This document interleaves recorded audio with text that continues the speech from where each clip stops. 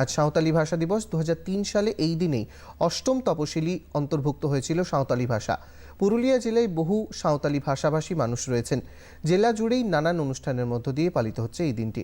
পুরুলিয়া সিধু কানু বিরসা বিশ্ববিদ্যালয়ের সাঁওতালি বিভাগের পক্ষ থেকে বিশেষ অনুষ্ঠানের আয়োজন করা হয়েছে। আদিবাসী অধ্যুষিত বোড়ো থানার শুশুনিয়া অনুষ্ঠানেও সাঁওতালি সংস্কৃতি ভাষাকে তুলে ধরা হয়।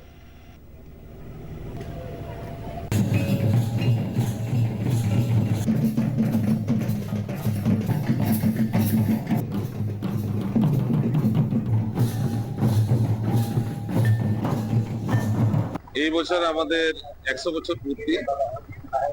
সাঁওতালি ভাষা অলচিকি স্ক্রিপ্ট নিয়ে যে চর্চা, সে 100 বছর পূর্তি উপলক্ষে এই বছর সাড়ম্বরে সারা বাংলা সমস্ত সাঁওতালি ভাষী মানুষ যেখানে বসবাস করেন সেই সমস্ত ব্লকে বিভিন্নভাবে আজকের দিনটিকে পালন করছে। স্যার, বর্তমানে ডিজিটাল যুগ হচ্ছে, মানে ডিজিটাল এজ হচ্ছে। এই সাঁওতালি ভাষা সংরক্ষণে মানে ডিপার্টমেন্ট বা সিধু কানু বিরসা ইউনিভার্সিটি কি গুরুত্বপূর্ণ অবদান রেখেছে বলে আপনি মনে করেন?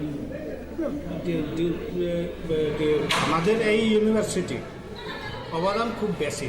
মানে যত ভারত সরকারের ডিপার্টমেন্ট আছে, মানে central institute of Indian language,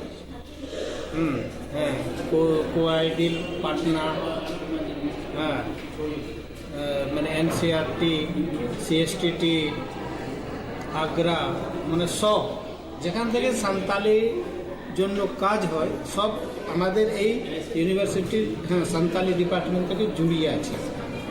আর এখন কাজ চলছে।